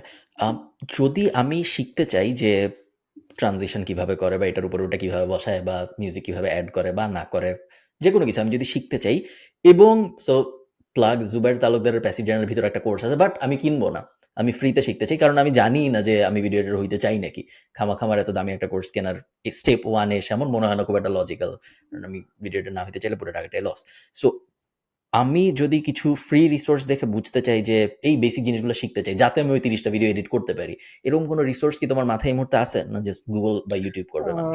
ইউটিউবে না একদম 100% সবকিছু আছে। ইনফ্যাক্ট আমার প্রিমিয়ার প্রো শেখা পুরোটাই হুম, ইউটিউব দেখে। ইনফ্যাক্ট হুম, এখনো নতুন নতুন যে এডিটগুলো আমি শিখি, ইউটিউব দেখে শিখে ফেলি। সো আমি হুম, বলবো কেউ যদি ট্রুলি শিখতে চায়, ইউটিউবে সব মানে সব রিসোর্স আছে। এখন প্রসেসটা কেমন হতে পারে, আমি ধরে নিলাম কেউ একজন কোনো টাকা খরচ করবে না, ওর হুম, মেইন টার্গেট হচ্ছে সে টাকা খরচ করতে চায় না। হুম, সেক্ষেত্রে যেটা করতে হয়, কোনো একটা এডিট স্টার্ট করতে হয়, এবং প্রতিটা স্টেপে যখন সে আটকে যাবে, ওই রেলেভেন্ট কিওয়ার্ড দিয়ে সার্চ করবে, বের করবে অন্তত 5 থেকে 6টা সিমিলার টিউটোরিয়াল দেখবে, তারপর একটা সলিউশন সে পেয়ে যাবে। এখানে আমি যেটা ফিল করি সবচেয়ে বড় ঝামেলার হচ্ছে কি, হয়তো একটা 2 মিনিটের এডিটিং এর জন্য তাকে 2 থেকে 2.5 ঘন্টা রিসোর্স দেখে ওটা হুম, প্র্যাকটিস করতে হচ্ছে। এই ধৈর্যটা অনেকের থাকে না। অনেকে হুম, চায় আমার এডিটটা তো 2 মিনিটের, আমি এটার জন্য কেন 2 ঘন্টা টাইম স্পেন্ড করব। বাট হুম, এটাই হচ্ছে অনলি ওয়ে, কেউ যদি কোনো মেন্টর ছাড়া, কোনো গাইডেন্স ছাড়া নিজে নিজে শিখতে চায়। আমার ক্ষেত্রে ব্যাপারটা এরকম ছিল। এখন আমার ক্ষেত্রে অ্যাডভান্টেজ যেটা ছিল, আমার শুরুর দিকে না কোনো টার্গেট ছিল না আমি এডিটর হব। আমি হুম, শর্ট ফিল্মে এটা পারতেছি না, আমি সার্চ করছি যে হচ্ছে যেমন শর্ট ফিল্মে একটা পার্ট ছিল, ও হচ্ছে স্বপ্ন দেখতেছে, এটা বুঝাতে হবে। সো স্বপ্ন দেখতেছে আমরা বুঝাতে চাই ব্ল্যাক এন্ড হোয়াইট করার মাধ্যমে। এখন ব্ল্যাক এন্ড হুম, হোয়াইট কিভাবে করে সেটাই আমি জানি না। আমি হুম, সার্চ করলাম যে কিভাবে আমি ব্ল্যাক এন্ড হোয়াইট করতে পারি। সো কয়েকটা মেথড ছিল যে স্যাচুরেশন কমায় করা যায়, কোনো একটা প্রিসেট এপ্লাই করা যায়। তারপর আমার কাছে মনে হয়েছে ও আচ্ছা এই জিনিসটাকে প্রিসেট বলে। এটা হচ্ছে স্যাচুরেশন। স্যাচুরেশন বাড়ালে হচ্ছে কালার অনেক পপ করে, কমালে হচ্ছে কালারটা চলে যায়। লার্নিং প্রসেসটা আমার জন্য এরকম ছিল। এটার ছোট্ট একটা কন আছে, অনেক টাইম লাগে। মানে জিনিসটা হুম। আসলে কেউ যদি বলে যে ২ মাসে আমি শিখে ফেলবো এই প্রসেসে, এটা আসলে হবে না। এটা একটা ঝামেলা। এই জিনিসটা না, এই ডিলেমাটা খুব খুব ভাইটাল একটা জিনিস, এবং খুব কমপ্লিকেটেড একটা জিনিস এই ব্যাপারটা, যে আসলে আমি কোনো কিছু আমি নিজেও যখন আমি ধরো ডিজিটাল মার্কেটিং এর ভিতরে ঢুকছি, আমি কোনো টাকা দিয়ে কোনো কিছু করি নাই। পরে করছি অনেক যখন আমার টাকা হইছে। বাট শুরুর দিকে আমি টাকা দিয়ে কিছু ইভেন ডিজিটাল মার্কেটিং বাদ দাও, আমি গিটারও শিখছি অনলাইনে। আমি একদিন গিটার শিখতে গেছিলাম একজনের কাছে। তারপর আমার মনে হয়েছে যে ১ ঘন্টা ধরে উনার কাছে যাচ্ছি, ১ ঘন্টা ধরে উনার কাছে আসতেছি আবার ফেরত। মাঝখানে ধরো ৪০ মিনিট গিটার মেক সেন্স করে না। অনেক আগের কথা। আমি তখন কলেজে পড়ি, ঢাকা কলেজে ২০১২-১৩ সালের কথা। তারপর আমি অনলাইনে শিখছি। খুব ভালো গিটারিস্ট আমি হই নাই। এটা সত্যি কথা। আমার ধারণা আমি যদি সামনাসামনি বসে শিখতাম, আমি এর থেকে ভালো গিটারিস্ট হইতাম। বাট ওই মানে জিনিসটা আমার জন্য আরো অনেক কনভিনিয়েন্ট হইছে। একটা চান্স ছিল যে সামনাসামনি বসেই শেখাটা যদি আমার একমাত্র উপায় হতো, তাহলে আমি এখন যা পারি তাও পারতাম না। সো ওইখানে একটা রিস্ক অ্যান্ড রিওয়ার্ড সিচুয়েশন চলে আসে যে সামনাসামনি শিখলে হয়তো আমি ভালো শিখতাম, বাট আরেকটা রিস্ক হইলো শিখতামই না। হ্যাঁ। আর এইখানে হয়তো আমি খুব এক্সপার্ট হই নাই, কিন্তু আমি মোটামুটি পারি। যে কিছু পারে না সে আমাকে অনেক ভালো ভাবে। যে যে পারে সে মনে করো বুঝে যে আমি আসলে অত পারি না, বাট যে কিছু পারে না তার কাছে আমি অনেক ইমপ্রেসিভ। তো এই ডিলেমাটা, এবং আমাকে খুব কমন একটা প্রশ্ন যেটা মানুষ আমাকে করে, আমি জানি না তোমাকে করে নাকি, সেটা হলো, ভাই আমার হাতে টাকা পয়সা খুব কম, আমার কি প্যাসিভ জার্নাল কেনা উচিত নাকি? আমি অলমোস্ট এক্সক্লুসিভলি সবাইকে না বলি। কারণ আমার মনে হয় যে আপনার জীবনের শেষ সম্বল একটা কোর্স কেনার পিছনে ব্যয় করার মধ্যে আসলে কোনো লজিক নাই। যে আমার জীবনে আছে আর ৳১,০০০ বা ৳৫,০০০ বা আমার বেতনই ৳৬,০০০, আমি ৳১২,০০০ বা ৳২৫,০০০ একটা কোর্স কিনবো, এটার মধ্যে আমি কোনো লজিক দেখি না। আমি শুধুমাত্র তাদের কাছেই কোর্স কেনা লজিক্যাল, মানে তাদের জন্যই কোর্স কেনা আমার কাছে লজিক্যাল মনে হয়, যারা, তুমি মাত্র যে জিনিসটা এক্সপ্লেইন করলা, যারা টাইমটা বাঁচাইতে চায়। কারণ তাদের টাইমের ভ্যালু ওই ৳১২,৫০০ বা ৳২৫,০০০ থেকে বেশি। কারণ তাইলেই একমাত্র তার লাভ হচ্ছে।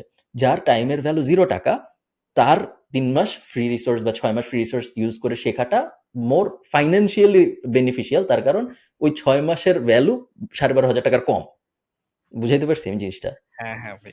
সো এইভাবে হলে আমি সবাইকে, এটা আমি এইজন্য বললাম কারণ অনেকেই আমাকে জিজ্ঞেস করে। আমি এইভাবে জিনিসটা বুঝাই যে আমি কখনোই আপনাকে বলি না যে, বা আপনার এটা করা প্যাসিভ জার্নাল হইতে হবে না। যাই কিনেন আপনি, যেই কোর্সই কিনেন, জাস্ট জিনিসটা এভাবে চিন্তা করেন যে আপনার টাইমের ভ্যালু ওই কোর্সের দামের থেকে বেশি নাকি কম। যদি কম হয় তাহলে আপনি তা go on a wild ride, যা ইচ্ছা আপনি YouTube এ হাজার, হাজার ভিডিও দেখেন। আপনার তো কোনো কিছু, আপনার তো কাজ নাই। তাই না? তো সমস্যা কই? আচ্ছা, সো আমি যদি ঠিক করি যে আমি একজন ভিডিও এডিটর হবো, আমি ৩০ টা ভিডিও এডিট করলাম, ৩০ টা ভিডিও CapCut দিয়েই করলাম। তারপরে আস্তে, আস্তে যেসব জায়গায় আটকে গেলাম ওসব জায়গায় YouTube এর হেল্প নিলাম। হেল্প নিয়ে আমি মোটামুটি ৩০ টা ভিডিও এডিট করছি। এখন আমার মনে হয়েছে যে না, ভিডিও এডিটিংকে আমি পেশা হিসেবে নিতে চাই। ভিডিও এডিটিং দিয়ে আমি আয় রোজগার করতে চাই। এরপরে আমি Premiere Pro নামাইলাম। Google এ যেয়ে, YouTube এ যেয়ে Premiere Pro নামাইলাম। Premiere Pro তে এরপরের কাজ কি? এরপরে কি আমি আবার এডিট করা শুরু করব Premiere Pro তে? ব্যাপারটা হচ্ছে কি, ধরেন CapCut এ আপনি যে এডিটগুলা করতে পারবেন, সেগুলা হুম, ঠিক আছে। কিন্তু যখন কোনো একটা ক্লায়েন্ট একটা স্পেসিফিক রিকোয়ারমেন্ট দিয়ে দিবে যে আমার একটা 4K ভিডিও লাগবে, এত হুম, ফ্রেমে ভিডিওটা লাগবে, তখন দেখবেন কি CapCut এ কিছু লিমিটেশন চলে আসতেছে। কারণ CapCut টা আসলে ক্যাজুয়াল ইউজারদের জন্য। কিন্তু আপনি যদি প্রফেশনাল কোনো আউটপুট দিতে চান, সেক্ষেত্রে হচ্ছে Premiere Pro তে অনেক অপশন আছে। যে অপশনগুলা আমি আমার মতো কেটার করে তারপর হচ্ছে এক্সপোর্ট করতে পারবো। আরেকটা ব্যাপার যেটা থাকে যে আ অনেক ভারী, ভারী ফাইল, ফর এক্সাম্পল একটা আ যেমন ভিডিও ফুটেজকে 8 বিট, 10 বিট এরকম ভ্যারিয়েশন আছে। যেগুলো অনেক ভারী, ভারী ফাইল 10 বিট ভিডিও ফুটেজ বলা হয়। এখন CapCut এ কিন্তু 10 বিট ফুটেজ দেওয়ার পর সে কিন্তু ঠিকমতো সেটাকে প্রসেস করতে পারবে না। আ হুম, on the other hand Premiere Pro খুব স্মুথলি ব্যাপারটাকে রান করায় ফেলতে পারবে। তো যে হচ্ছে মাত্র CapCut থেকে সুইচ করলো Premiere Pro তে, তার আগে Premiere Pro র বেসিক অপারেশনস, দ্যাট মিনস কিভাবে ফাইল ইম্পোর্ট করতে হয়, কিভাবে একটা প্রজেক্ট ক্রিয়েট করতে হয়, আ তারপর কিভাবে ডিফারেন্ট FPS এর প্রজেক্ট ক্রিয়েট করতে হয়, কোনটাকে কি বলে, কিভাবে কাট করে, এই বেসিক অপারেশন গুলাকে তাকে জানতে হবে। এরপর সে CapCut এ যে এডিট গুলা করতো, সেটাকে Premiere Pro তে অ্যালাইন করে নিতে হবে। যে CapCut এ হচ্ছে এটাকে এই টুল দিয়ে প্রকাশ করতো, Premiere Pro তে এই টুলটা একটু ডিফারেন্ট। সো যখন সে কনফিডেন্ট যে CapCut এ যেভাবে এডিট করতে পারতো, Premiere Pro তেও সেটা পারে এবং সে সাকসেসফুলি এক্সপোর্ট করতে পারে, আ তখনই অ্যাকচুয়ালি সে ক্লায়েন্টের কাজ নেয়ার জন্য ছোটখাটো কাজ, ক্লায়েন্টের কাজ বলতে বোঝাচ্ছে একদম ছোটখাটো কাজ হতে পারে, কোনো একটা ফ্রেন্ডের ইউনিভার্সিটিতে একটা প্রোগ্রাম হয়েছে, তার একটা ভিডিও করতে চায়। সেই হুম, সেই ইয়াটা হতে পারে কোনো কাজিনের ওয়েডিং, হতে পারে কোনো একটা ইন্টারভিউ ছোটখাটো, সেটা দিয়ে সে কাজ শুরু করতে পারে এবং করতে, করতে আসলে এই ব্যাপারটাতে হাত চলে আসে। হুম। কেউ, সো ক্লায়েন্ট পাওয়ার, সো মোটামুটি আমি এখন বেসিক বুঝে গিয়েছি। আমি এডিট করতেছি, চেষ্টা করতেছি আমি প্রত্যেক সপ্তাহে কিছু একটা এডিট করার বা প্রত্যেক দিন কিছু একটা এডিট করার, এবং এই যে ফ্রেন্ডের ভিডিও বা অমুকের বিয়ে বা তমুকের কোনো একটা ইভেন্ট বা তমুক খেলতে গেছে, যা পাচ্ছি আমি সব আমি রেকর্ড করে এডিট করার চেষ্টা করতেছি, বা অন্য যারা রেকর্ড করে তাদের সাথে কথাবার্তা বলতেছি যে ফুটেজ পাঠাইতে, আমি এডিট করে দিচ্ছি।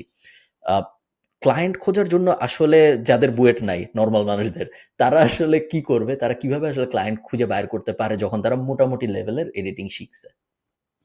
আ এখন আসলে না ব্যাপারটা খুবই ইজিয়ার আরকি আগের তুলনায় যদি আমি বলি। কারণ এখন আ মানে কিছু, কিছু নতুন ফিল্ড ওপেন হয়ে গেছে। যেমন একটা বড় হুম, ফিল্ড হচ্ছে কনটেন্ট ক্রিয়েটরদের এডিটর হিসেবে কাজ করা। কারণ এখন হুম, কিন্তু কনটেন্ট ক্রিয়েটর অনেক মোটামুটি হ্যাঁ, বেড়ে গেছে।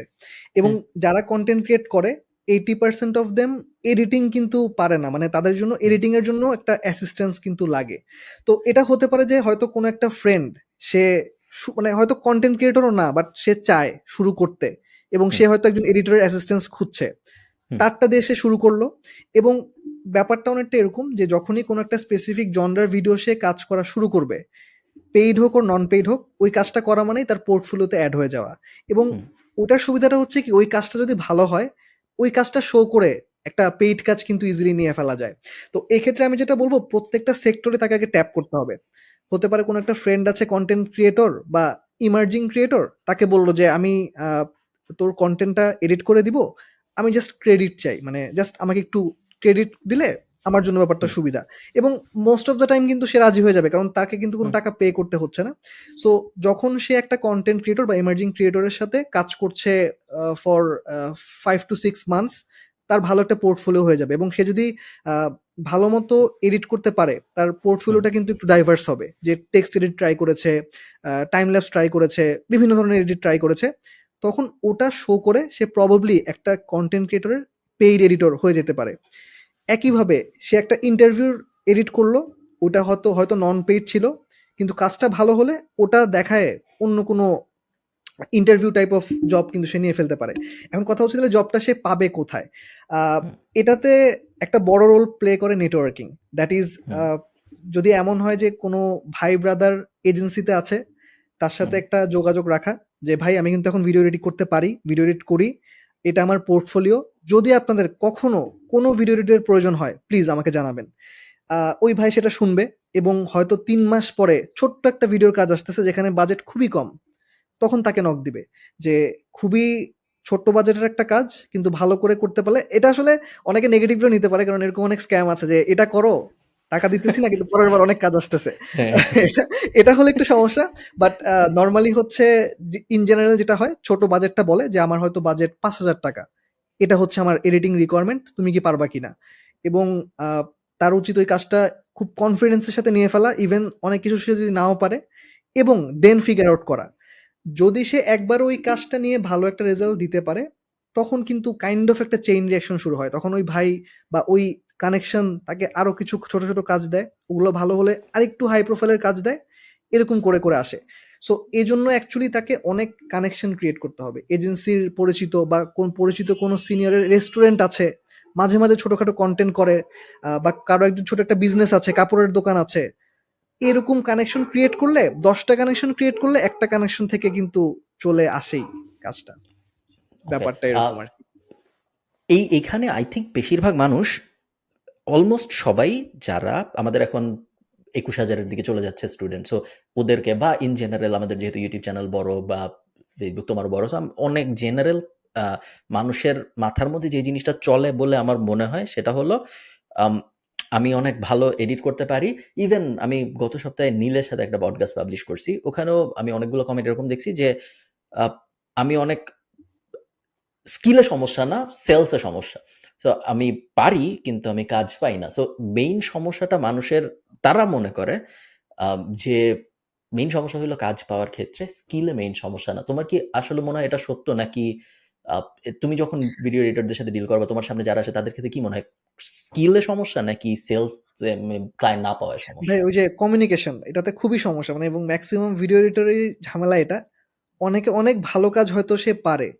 বাট নাম্বার 1 সে এটা পোর্ট্রে করতে পারতেছে না। আর নাম্বার 2 তার কমিউনিকেশন স্কিলটা এতই বাজে সে নিজেকেই সেল করতে পারতেছে না। সে যে এত ভালো কাজ পারে হুম, এটাই সে বুঝাতে পারতেছে না, বা তার যে একটা কমিউনিকেশন রাখতে হবে যে তার পটেনশিয়াল ক্লায়েন্ট হতে পারে, এই জিনিসটাই সে পারতেছে না, এবং এটা একটা বড় সমস্যা টু বি অনেস্ট ম্যাক্সিমাম এডিটরের জন্যই। মানে হুম, এডিটররা না কেন যেন একটু ইন্ট্রোভার্টেড হয়। মানে যেমন যারা হচ্ছে শুটিং করে, সিনেমাটোগ্রাফার বা ফটোগ্রাফার, ওরা কিন্তু এক্সট্রোভার্টেড হয়, কারণ অনেক মানুষের হুম। সাথে চলাফেরা করে, অনেক কথাবার্তা বলে। সো দেখবেন ওরা এমনিতেই, হ্যাঁ, যারা আ বা যারা এটা আমরা হ্যাঁ, কমন যেটা সেন্স থেকে বুঝতে বলতেছিলাম আরকি পারতেছি ভাই, যে মানে যারা হচ্ছে ওই সিনেমাটোগ্রাফার, ফটোগ্রাফার অনেক মানুষের সাথে চলাফেরা করে, সো অনেক এক্সট্রোভার্টেড হয়। সো দেখা যায় কি ওরা না সামহাউ না অনেক কানেকশন ক্রিয়েট করতে পারে। যে একটা বলে দিল যে ভাই আমি কিন্তু ফটোগ্রাফি করি, কখনো যদি লাগে এই আমার কার্ড বা এই আমার কন্টাক্ট। এডিটররা অন দ্য আদার হ্যান্ড ওরা একটু ইন্ট্রোভার্টেড হয়। সো নিজেকে হুম, এক্সপ্রেস করার যে ব্যাপারটা, আমি এডিট করি, বা আমি এরকম অনেক ভালো এডিটরকে চিনি যারা অনেক ভালো এডিট করে, বাট অনলাইনে না তাদের কোনো প্রেজেন্স নাই। দ্যাট মিনস হুম, পাবলিক জানে না যে সে ভালো এডিট করে। একটা হতে পারে তার প্রেফারেন্স এটা, সে দেখাতে চায় না। বাট হুম, যেহেতু মানে এখন আমরা 2024 এ আছি, এই সময় আসলে নিজেকে যদি এক্সপ্রেস না করা হয়, আমার কাছে মনে হয় সেটা একটা লস। এবং হুম। এই জিনিসটা এডিটরদের অনেক বেশি হয় যে তারা নিজেকে এক্সপ্রেস করতে পারে না এবং কমিউনিকেশন স্কিলটা একটু বাজে হয়। কেন জানো? বুঝছি। যদি আমরা চাই যে আম আমি এখন তোমাকে নট ডিরেক্টলি সেলস, আমি চাই না যে তুমি বেচার চেষ্টা করো প্যাসিভ জার্নাল এরকম কিছু। বাট আমাকে একটু বলো যে জুবায়ের তালুকদারের প্যাসিভ জার্নালের ভিতরে ২ টা কোর্স আছে। আপনারা যারা আমার ভিডিও দেখেন তারা অনেকে হয়তো passive journal member already. So আপনারা অনেকে হয়তো করেও ফেলছেন কোর্সগুলা। আ যারা করেন নাই, জুবায়েরের ২ টা কোর্স আছে প্যাসিভ জার্নালের ভিতরে। একটা হলো ভিডিও এডিটিং ফান্ডামেন্টালস, আরেকটা হলো ভিডিও এডিটিং অ্যাপ্লিকেশনস। ২ টা কোর্স কেন সাজাইলা? ফান্ডামেন্টালস এর ভিতরে কি আছে, অ্যাপ্লিকেশনস এর ভিতরে কি আছে? এইজন্য জানতে চাচ্ছি, নট বিকজ যে মানুষ প্যাসিভ জার্নাল কিনুক, বাট মানুষ যাতে এই যে ক্যান ফান্ডামেন্টালস এবং ক্যান অ্যাপ্লিকেশনস কোনটার ভিতরে কি আছে এটা জেনে, সে যেন যদি প্যাসিভ জার্নাল কিনতে না চায়, নিজে গুগল করে ওই জিনিসগুলা নিজের মতো করে সাজায় নিয়ে শেখা শুরু করতে পারে। তো একটু ব্যাখ্যা করে বলো। এই ব্যাপারটা অ্যাকচুয়ালি আমার মাথায় আসছিল এভাবে অ্যাকচুয়ালি। আমি জাস্ট একটা মেটাফোর দিয়ে যদি বুঝাই, মানে আমরা হুম, যখন কেউ যখন ড্রাইভিং শিখতে চায় বা সে ড্রাইভিং করবে এরকম মনস্থির করে, মানে হুম, ফার্স্ট স্টেপটা কি থাকে? কিভাবে ব্রেক করতে হয়, কিভাবে এক্সেলারেট করতে হুম, হয়, ডানে যাওয়ার সময় ডানে ইন্ডিকেটর দিয়ে তারপর যেতে হয়। মানে হুম, খুব বেসিক ব্যাপার-স্যাপারগুলো কিন্তু আগে একদম মাস্ট জানতে হয়। এবং এটা কিন্তু শেখায় কোনো একটা ইন্সট্রাক্টর, রাইট? হুম, আ ব্যাপারটা যেটা হয় যখন হচ্ছে এই বেসিক ব্যাপার-স্যাপারগুলো জানবেন, ধরেন খুব ভালো মতো আপনি বেসিক সবকিছু জানেন। আপনাকে যদি রিয়েল লাইফ সিনারিওতে ওই জিনিসটা, মানে ওই গাড়িটা ড্রাইভ করতে না দেয়া হয়, দেখা যাবে যে অ্যাক্সিডেন্ট করে বসে আছেন। ব্যাপারটা হুম, এরকম হয় আরকি। সো স্টেপ 1 হওয়া উচিত হচ্ছে আমি বেসিক ব্যাপার-স্যাপার সবকিছু ভালো মতো জানবো। সব রুলস অ্যান্ড রেগুলেশন বুঝবো, এই ব্যাপারগুলা। স্টেপ 2 টা হচ্ছে রিয়েল লাইফ সিনারিওতে নিজেকে ফ্যামিলিয়ার করা। সো ফান্ডামেন্টালস কোর্সটা করা হয়েছে এজন্য যে, মানে ওটা বানানোর পিছনে চিন্তা ছিল এরকম, এই কোর্সে আমি বেসিক ব্যাপার-স্যাপার বাইরে কোথাও যাব না। ওখানে হুম, হচ্ছে সে খালি বেসিক ব্যাপার-স্যাপার জানবে যে প্রিমিয়ার প্রোর এই টুলটাকে কি বলে, এভাবে সিকোয়েন্স ক্রিয়েট করে, এফপিএস কি, ভিডিও রেজোলিউশন কি, এক্সপোর্ট কিভাবে করতে হয়। একদম বেসিক ব্যাপার-স্যাপারগুলো। সো এখানে যে শিখতে আসবে, সে আসবে প্রিমিয়ার প্রো সম্পর্কে 0 জ্ঞান নিয়ে এবং বের হবে হচ্ছে প্রিমিয়ার প্রোর A to Z সবকিছু জেনে। হুম। এখন কথা হচ্ছে প্রিমিয়ার প্রো সম্পর্কে জানলে কি কেউ এডিট করতে পারবে? অ্যান্সারটা হচ্ছে না। পারতেও পারে, কারণ নাও পারতে পারে। ভালো হবে না, তাই না? হ্যাঁ, মানে ব্যাপারটা হচ্ছে সে টুলস গুলা জানা পারে। দ্যাট মিনস হ্যাঁ, সে গাড়ির স্টিয়ারিং ঘুরাতে পারে, হ্যাঁ, ব্রেক করতে পারে, এক্সেলারেট করতে পারে। কিন্তু মানে কতটুকু তাকে ডানে ঘুরানোর পর সে পুরোটা হুম, গাড়ি নিয়ে যেতে পারবে, মানুষ একজন আসতেছে তাকে অ্যান্টিসিপেট করতে হবে যে কখন ব্রেক করতে হবে। এগুলা তো সে আসলে ওই জ্ঞানটা দিয়ে জানবে না। তাকে অ্যাকচুয়ালি গাড়িটা ড্রাইভ করতে হবে। ৩-৪ বার হচ্ছে ওখান দিয়ে যেতে হবে। তারপর অ্যাকচুয়ালি বুঝতে পারবে। এখানেও সেম, অ্যাপ্লিকেশনস কোর্সে সে রিয়াল লাইফ সিনারিও গুলো অ্যাকচুয়ালি দেখতে পারবে। সো ওখানে হচ্ছে পডকাস্ট টাইপ এডিটিং কিভাবে করতে হয়, প্রোডাক্ট ভিডিও কিভাবে এডিট করতে হয়, তারপরে ডকুমেন্টারি কিভাবে এডিট করতে হয়। সো অ্যাপ্লিকেশনসে বেসিকের কোনো জায়গা নাই। দ্যাট মিনস অ্যাপ্লিকেশনসটা তাদের জন্যই যারা বেসিকটা ভালো মতো শিখে আসছে, ফান্ডামেন্টালসটা ভালো মতো জানে। সো ওখানে সে জাস্ট দেখবে যে তাকে যদি ফিউচারে একটা পডকাস্ট এডিট করতে হয়, কিভাবে সে এডিট করতে পারে। এবং হুম, ওখান থেকে তার যে কনফিউশন গুলো আছে ওগুলো যেন সে কাটায় উঠতে পারে। সো এখন একটা ফুল প্যাকেজ। সে বেসিকটাও জানে এবং সে একটা রিয়েল লাইফ পডকাস্টের এডিটিংও দেখেছে এবং সে কনফিডেন্ট। সো দ্যাট তার যখন কাজ আসবে এই ব্যাপারগুলো নিয়ে কনফিউশন ক্রিয়েট হবে না। আদারওয়াইজ যে জিনিসটা হয়, সে বেসিক সবকিছু পারে, ফুটেজও আছে, বাট সে বুঝতেছে না আচ্ছা পডকাস্ট এডিটটা তাহলে কিভাবে করব? মানে এটা হুম, কোন দিকে অ্যাপ্রোচ করব? সো আমার কাছে মনে হইছে যে ১ম কোর্সটাতে শুধু বেসিকটা জানবে, অন্য কোনো মাথা ব্যাথা থাকবে না। প্রজেক্টের কোনো মাথা ব্যাথা থাকবে না। 2nd কোর্সটাতে সে রিয়েল লাইফ যে এডিট গুলো, এগুলো হচ্ছে দেখবে। এবং এই ২ টা কম্বাইন করার পরে আমার কাছে মনে হয় না যে কারো আসলে ওই কনফিউশনটা থাকবে যে নেক্সট কি করব? এই ২ টা করার পরই না সবার মধ্যেই কনফিডেন্স টা চলে আসবে। ঠিক আছে, আমি তাহলে এই ধরনের সিনারিওতে এডিট গুলো পারি, এখন আমি নিজে করতে পারি। এজন্যই বেসিক্যালি এই ২ টা কোর্সে সাজানো হয়েছে। বুঝতে পারছি। আমি আরেকটা জিনিস বলে রাখি মানুষকে, আমি ঠিক জানি না যে বাকিরা আমারটা দিয়ে করাটাই সেফ, বাট আমি জেনারেল থিওরিটা বলি। যারা আপনারা প্যাসিভ জার্নালের এই কোর্সটা করবেন, সো প্যাসিভ জার্নালের মেইন সুবিধাগুলোর একটা হলো গিয়ে আপনার ফান্ডামেন্টালস এবং অ্যাপ্লিকেশনস আলাদা, আলাদা কিনতে হবে না। একবার প্যাসিভ জার্নালে জয়েন করলে আপনি সবকিছু পেয়ে যাবেন। ওই ২ টা সহ আরো অনেকগুলা কোর্স-টোর্স সবকিছু সহ। অনেক সেলসি মনে হইতেছে পডকাস্টের এই পার্টটা। আমি মেইন কথায় আসতেছি। কিনতে হবে না আপনাদের। আমি এমনি জানায় রাখলাম। আ আ মেইন আপনার যার মনে হয় যে আমি মোটামুটি ভালো ভিডিও এডিটর কিন্তু আমি কাজ পাচ্ছি না। এইরকম যদি আপনার মনে হয় যে আমার সমস্যা হইলো আমি কাজ পাই না কিন্তু আমি খুব ভালো কাজ পারি। আপনি যে কাজটা করতে পারেন সেটা হইলো আপনি আমার YouTube চ্যানেলে যাবেন। আমার YouTube চ্যানেলের যেই ভিডিও আপনার মন চায় আপনি ডাউনলোড করবেন। ডাউনলোড করে আপনি আ ওই ভিডিওটুক নিয়ে রিল বানাবেন, TikTok বানাবেন, আপনার ইচ্ছা। আপনার শর্ট ফর্ম কনটেন্ট আপনার যেটা পছন্দ। সো YouTube শর্টস অথবা রিল অথবা TikTok, এই ৩ টার যেইটা ইচ্ছা আপনি বানাবেন। বানায় ওই প্ল্যাটফর্মে আপলোড করবেন। আপনি নিজে পেজ খুললে কোনো সমস্যা নাই। যখন আপনার এরকম একটা TikTok পেজ হয়ে যাবে যেইখানে আ আপনি প্রত্যেক সপ্তাহে আমার ভিডিওই নতুন করে এডিট করে ১,০০,০০০ ভিউ পাচ্ছেন, বা Instagram এ ১,০০,০০০ ভিউ পাচ্ছেন, বা Facebook এ বা YouTube শর্টস এ শুধু আমার ভিডিও এডিট করে আপলোড করে আপনার ১০,০০০ সাবস্ক্রাইবার হয়ে গেছে। মানে দেখানোর মতো কিছু যখন আপনার হয়ে যাবে, তখন আমাকে প্যাসিভ জার্নালের ভিতরে বা ইমেইল করে জানাবেন যে, "ভাই আসলেই এটা সত্যি ছিল। আমি আসলেই পারতাম। কিন্তু আসলেই আমি কাজ পাই না। এই যে দেখেন প্রমাণ আমি পাই। কারণ আমি পারি দেইখেই এই যে দেখেন ভিউ হইতেছে, নাইলে হইতো না।" এই সিচুয়েশনটা যখন আপনি আমাকে মেইল করবেন, তখন আমি আপনাকে একটা কাজ দিব। যদি আমি না দেই, আপনি আমাকে এই ভিডিওর নিচে কমেন্ট করে জানান যে, "আমি আসলেই পারছিলাম, কিন্তু উনি আমারে কিছু বলে নাই।" এটা আপনি আমাকে জানান। কারণ এটা আমি এজন্য বলতেছি, কারণ আমার ধারণা বেশিরভাগ মানুষ আসলে এইজন্যই আ আমার ধারণা বেশিরভাগ মানুষের স্কিলটাই অত ভালো না, যেই কারণে তারা কাজ পাচ্ছে না। তো আমি ওই জিনিসটা একটু ডিসপ্রুভ করার চেষ্টা করছি। হইতে পারে ভুল। ভুল হইলে আরো ভালো। কারণ আমার কাছে অনেক মানুষ ভিডিও এডিটর খুঁজে রেগুলারলি। সো আপনাকে কাজ দিতে পারলে আমার কোনই লস হবে না। এমন না যে আমার পকেট থেকে দিব টাকা। আমার জাস্ট কানেক্ট করায় দিতে হবে। সো আমার কোন লস নাই আসলে। এটার আরেকটা স্পেকট্রাম আপনি নিতে পারেন। মনে করেন এখন আপনি আমারটা করলেন না। আপনি একটা ইন্টারন্যাশনাল ক্রিয়েটর খুঁজে বের করলেন। ধরেন একটা ইন্টারন্যাশনাল ক্রিয়েটর বলো জুবাইর, যাকে তোমার অনেক পছন্দ। পিটার ম্যাককিনন। ওকে, সো পিটার ম্যাকিননের আপনি একটা লম্বা ইউটিউব ভিডিও নিলেন, সেম ফিলোসফি, কাটলেন, কেটে টিকটকে আপলোড করলেন। যখন আপনি ৬ মাস পরে যেয়ে পিটারকে মেইল করে জানাবেন যে, "ভাই তোমার ভিডিও আমি এতদিন ডাউনলোড করতাম, তোমার ভিডিও আমি এতদিন ডাউনলোড করে, করে আপলোড করতাম। এখন দেখো এই টিকটক চ্যানেলটাই আমার ৩,০০,০০০ সাবস্ক্রাইবার হয়ে গেছে। প্রত্যেকটা ভিডিওতে অন এভারেজ ৩ টা ভিডিওর মধ্যে একটায় ৫,০০,০০০ ভিউ হয়।" এই জিনিস যখন আপনি পিটারকে পাঠাবেন, চান্স আছে কিছুই হবে না। কিন্তু আরেকটা চান্স আছে আপনি পিটারের ক্লায়েন্ট হয়ে যাবেন। এবং যখন আপনি এই জিনিসটা আ আ মানে পিটার আপনার ক্লায়েন্ট হয়ে যাবে। আপনি পিটারের ক্লায়েন্ট হয়ে যাবেন না। এবং আরেকটা চান্স আছে, হ্যাঁ, কিছু না হওয়ার চান্সও আছে। বাট যখন আপনি এই জিনিসটা আ একটু বড় করে করবেন, যখন শুধু পিটারকে না করে ১৭ জনের সাথে করবেন প্রত্যেক সপ্তাহে, বা ২০ জনের সাথে করবেন প্রত্যেক বছরে, তখন অডস আস্তে, আস্তে আপনার ফেভারে আসা শুরু হবে। একজনের জন্যই করতেছেন এবং সে রিপ্লাই করে নাই, চান্স অনেক বেশি। ১০০ জনের জন্য বা ৫০ জনের জন্য করছেন, ১ বছরে কেউ রিপ্লাই করে নাই, এটার চান্স অনেক কম। সো আস্তে, আস্তে আপনি দেখবেন odds আপনার ফেভারে আসা শুরু হবে। এই ২ টা জিনিস আই থিংক আপনি করতে পারেন যদি আপনার অনেক সময় থাকে। এবং বেশিরভাগ মানুষেরই হয় অনেক সময় থাকে অথবা অনেক টাকা-পয়সা থাকে। সো ২ টার কোনো একটায় আপনি পড়বেন। তো হয় আপনি কোর্সের দিকে যাবেন অথবা আপনি এই রাস্তার দিকে যাবেন। জুবায়ের, ভিডিও এডিটিং এর সাইডটা একটু বাদ দিয়ে আমাকে বলো, কনটেন্ট ক্রিয়েটর যদি কেউ হইতে চায়, তুমি বেশ সফল কনটেন্ট ক্রিয়েটর, আ হইতে চাওয়া উচিত নাকি? যদি কেউ হইতে চায় তাইলে আসলে কিভাবে তার হইতে চাওয়ার চেষ্টা করা উচিত? ইন জেনারেল কনটেন্ট ক্রিয়েশন নিয়ে আমি দেখছি তুমি অনেক কিছু করো, মার্ভেল এর সাথেও করো, অন্যান্য অনেক জায়গায় করো। কনটেন্ট ক্রিয়েশন ব্যাপারটা তোমার কি মনে হয় যে ইন্ডাস্ট্রি কোন দিকে যাচ্ছে? আ কনটেন্ট ক্রিয়েশন ব্যাপারটা ডেফিনিটলি অনেক বড় হচ্ছে ইন্ডাস্ট্রিটা। No doubt about that. But এটা কি ফুল টাইম করা উচিত কিনা? এই কোয়েশ্চেন যদি আমাকে করেন, আমি বলব কি যে এখনো না। এখনো আসলে বাংলাদেশে কনটেন্ট ক্রিয়েশন ওই পর্যায়ে যায় নাই, যেখানে একজন ফুল টাইম এই জিনিসটা শুরু করে ফেলবে।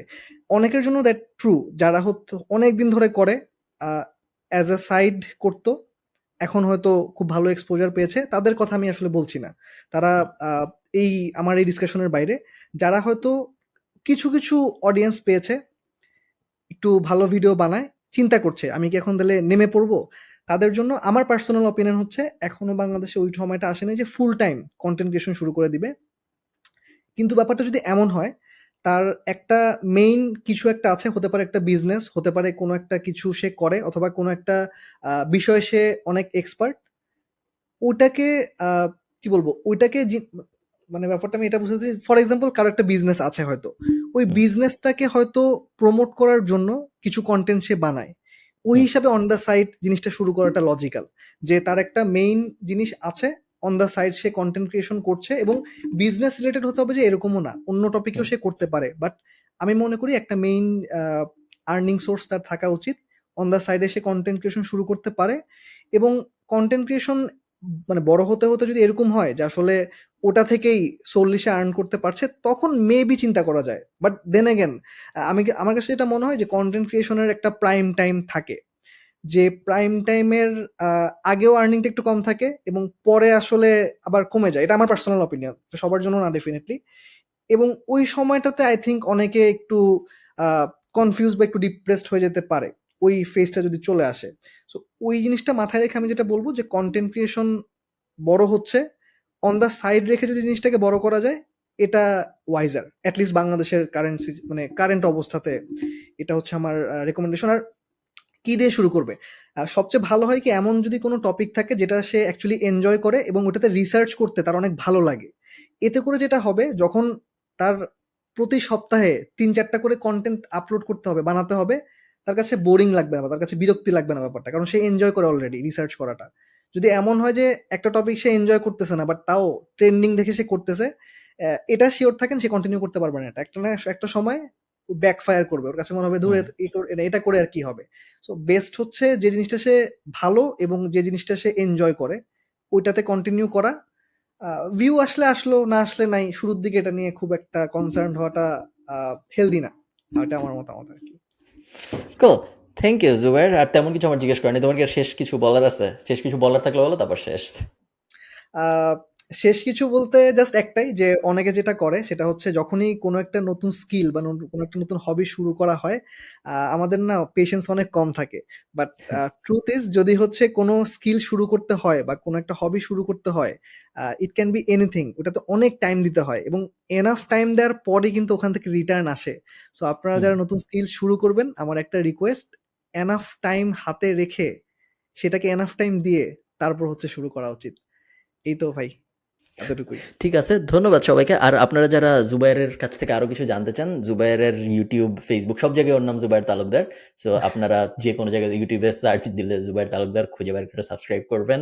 Facebook এ জুবাইর তালুকদার খুঁজে বের করে ফলো। যেই প্ল্যাটফর্মে যা করতে হয় আপনারা ওর নাম লিখে সার্চ দিয়ে ওটা করে নিন। ধন্যবাদ সবাইকে। ভালো থাকবেন।